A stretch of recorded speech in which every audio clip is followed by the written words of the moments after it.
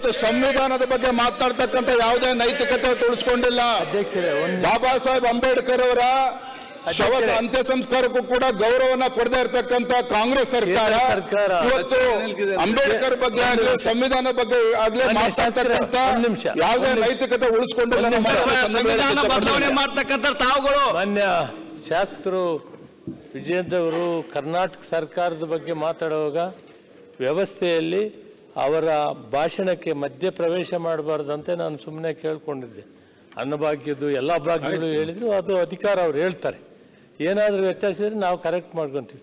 ಆದರೆ ಕೇಂದ್ರ ಸರ್ಕಾರದನ್ನು ಮಧ್ಯಪ್ರವೇಶ ಮಾಡಿ 90 ಸಾರಿ ರಾಷ್ಟ್ರಪತಿ ಆಡಳಿತ ಅಂತ ಅದು ನಾನು ವಿರೋಧ ಮಾಡ್ತೀನಿ. ಅದು ರಾಜ್ಯ ಸರ್ಕಾರದ ಬಗ್ಗೆ ಅವರು ಸಾಕಷ್ಟು ಮಾತಾಡಲಿ, ಕಡೆಯಲ್ಲಿ ಉತ್ತರ ಕೊಡ್ತೀವಿ. ಕೇಂದ್ರ ಸರ್ಕಾರ ಮಾತಾಡಿದ್ರೆ ನಾನು ಅದ್ರ ಮಾತಾಡ್ಬೇಕಾಗ್ತದೆ. ಅದು ಇಬ್ರು ಮಾತಾಡೋದು ಬೇಡ. ರಾಜ್ಯ ಅವರು ಸಂವಿಧಾನದ ಬಗ್ಗೆ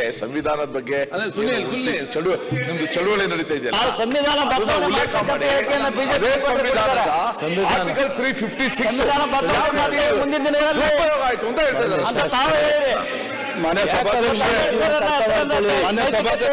ಅದನ್ನು ಮಾಡಿದ್ದೀವಿ ಅಂತ ಅರ್ಥ ಮಾಡ್ಕೊಳ್ಳಿ. ಸಂವಿಧಾನವನ್ನು ಬದಲಾವಣೆ ಮಾಡಬೇಕು ಅಂತ ಚಿಂತನೆ ಇದೆ. ಅದರ ಬಗ್ಗೆ ನಿಮ್ಮ ಪಾರ್ಲಿಮೆಂಟ್ ಸದಸ್ಯರು ಮಾತಾಡಿದ್ದಾರೆ. ಎಚ್ಚರಿಕೆ ಕೊಡಿಸಬೇಕು. ಸಂವಿಧಾನವನ್ನ ಯಾರು ಮುಟ್ಟಕ್ಕಾಗೋದಿಲ್ಲ.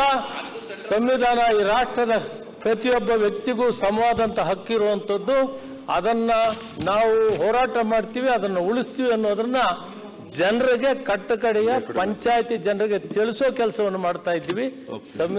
ಸಂವಿಧಾನವನ್ನ ಧಿಕ್ಕರಿಸಿ ತುರ್ತು ಪರಿಸ್ಥಿತಿಯನ್ನ ನಿಮ್ದೇ ಪಕ್ಷ ಮಾಡಿದ್ದು. ಈಗ ಸಂವಿಧಾನವನ್ನ ಧಿಕ್ಕರಿಸಿ 90 ಬಾರಿ ರಾಷ್ಟ್ರಪತಿ ಆಳ್ವಿಕೆಯನ್ನ ಬೇರೆ ಬೇರೆ ರಾಜ್ಯಗಳಲ್ಲಿ ಏರಿದ್ದು ನೀವೇ. ಇವತ್ತು ಸಂವಿಧಾನದ ಚಾಂಪಿಯನ್ ಅಂತ ಹೇಳ್ತಾ ಇರೋದು ನೀವೇ.